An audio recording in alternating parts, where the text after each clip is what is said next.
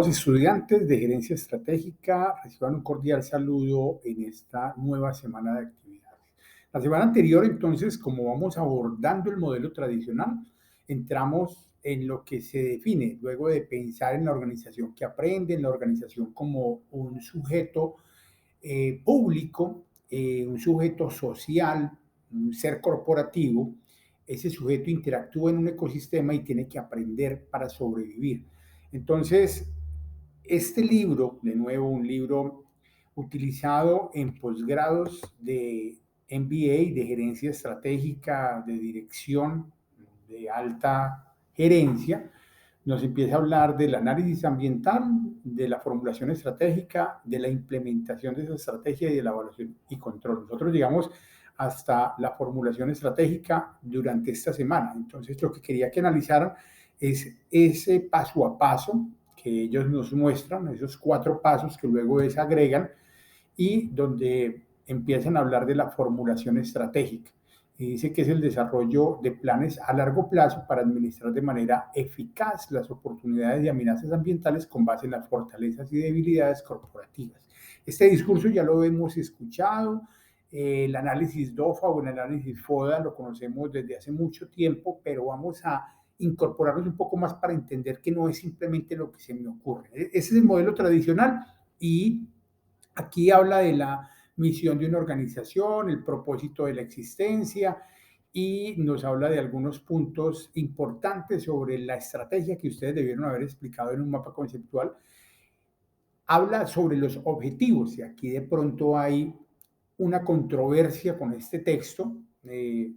Efectivamente, la organización tiene una misión, un qué hacer, pero los objetivos probablemente no se determinan a partir de un deseo, no se determina como resultados finales de una actividad planificada sin haber hecho el proceso exhaustivo para hacer la planificación. Es decir, no se pueden localizar acá solamente como rentabilidad, eficacia, eficiencia, crecimiento, riqueza, sino que los objetivos se tienen que definir luego del análisis. Pero es una crítica que hay sobre esos textos. De todas maneras, en este momento no estamos haciendo ese análisis crítico.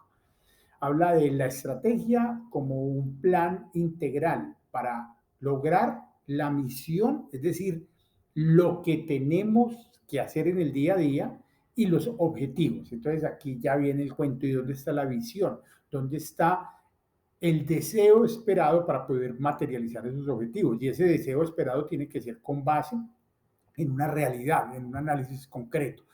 Entonces habla de 3 tipos de estrategia: la estrategia corporativa, la estrategia de negocios y la estrategia funcional, como más operativa. Entonces, ustedes la explicaron en sus diferentes mapas conceptuales y luego nos habló de las políticas. Las políticas es la definición de directrices, la definición de reglas generales para la actuación de los diferentes actores tomadores de decisiones dentro de la organización. Entonces, esto es interesante y aquí ya nos dan una ambientación que nos amplía el concepto. Pero vamos a iniciar con el concepto de implementación de la estrategia, que es lo que esta semana ustedes van a ver. Entonces, el profesor nos ha puesto a leer este texto porque él cree que este texto no está bien.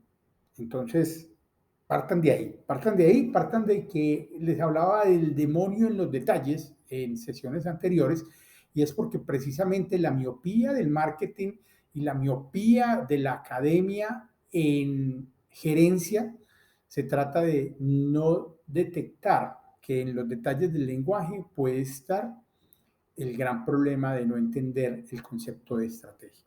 Entonces aquí empiezan a hablar de que la estrategia es un proceso mediante el cual eh, se implementan, la implementación estratégica, se implementan las estrategias y las políticas y se ejecutan a través del desarrollo de programas, presupuestos y procedimientos.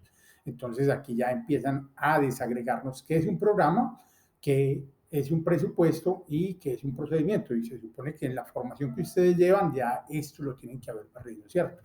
Entonces, aquí ya nos explican esos 3 conceptos y luego la evaluación y el control. Entonces quiero que lean esto, que lo lean de manera crítica, porque la formación que ustedes tienen, ya un 90% de contadores públicos, algunos de ustedes migran de la carrera de tecnología en análisis de costos y presupuestos, es decir, tienen la formación también como tecnólogos en esa área muy importante de las finanzas, les da a ustedes ya un discurso crítico para entender y objetar un texto de estos, para entenderlos y hacerles un análisis que va más allá de lo que dice allí.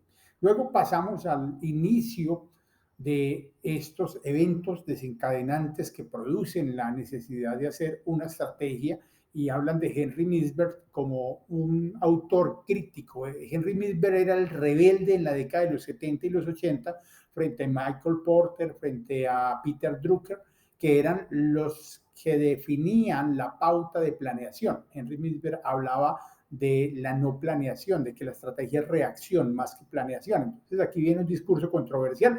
Este texto de 2007 lo utiliza como un referente para hablar sobre la forma de adaptación que tiene que tener la estrategia, sobre ese proceso irregular que se itera, que se reflexiona cada poco para poder darle un rumbo a la organización. Entonces, que hay periodos de estabilidad y esto hay que leerlo al detalle. Ustedes tienen que leerlo de forma crítica y parte de este asunto nos lleva a la toma de decisiones estratégicas. Entonces, el texto aquí ya nos va a dar un algoritmo. Este texto nos va a dar como una programación de lo que serían aproximadamente 8 pasos para tomar decisiones estratégicas. Entonces, ¿a qué se refiere el texto con tomar decisiones estratégicas? ¿A definir los objetivos o se refiere a buscar las formas de lograr los objetivos a partir de unos escollos, de unos caminos? Ahí es donde yo quiero que ustedes entren a revisar este análisis crítico. Entonces, vamos a llegar hasta el punto de la auditoría estratégica. Todavía no vayan al apéndice, que eso será lo de la próxima semana. No vayan al apéndice de este capítulo. Simplemente leen hasta acá, hacen la conclusión y se quedan con las preguntas de repaso. Entonces, lo que quiero que revisen es hasta esta página, hasta donde inicia el apéndice 1A. Revisen todo lo que hay acá en este texto a partir de donde quedamos la semana anterior, que era la implementación de la estrategia. Entonces, quiero que el mapa conceptual siguiente vaya desde aquí, implementación de la estrategia, página 16, tengo entendido, hasta el cierre del capítulo o el cierre antes del apéndice, que sería la página 25, que absorban todo lo que hay allí y que me hagan un mapa conceptual lo suficientemente detallado, porque ahí no concluimos el capítulo. La semana siguiente trabajaremos en la conclusión de ese capítulo para luego llegar con lo nuevo. Con ustedes hay una promesa de la semana 10 que la conocen los que han estado atentos a los videos. No se la voy a repetir aquí a quienes de pronto no han estado conectados con el inicio del curso, pero ya la saben quienes van cumpliendo. Creo que son 9 personas quienes van cumpliendo en este momento, quienes podrían acceder a esa promesa de la semana 10 por ser este curso de 2 créditos. Los otros tienen que llegar hasta la semana 16 normalita, ¿cierto? Van con el 5% evaluado cada semana. Pero quiero reiterarles esa apuesta a los 9 personas que van cumplidas en ambos cursos, en ambos grupos, para que entiendan en gerencia estratégica qué es la importancia del cumplimiento, para que entiendan por qué ustedes les van a pagar a unos más que a otros. Algunos van a tener salario de 18 o 19 millones de pesos y otros van a tener un salario básico de 3 o 4 millones de pesos.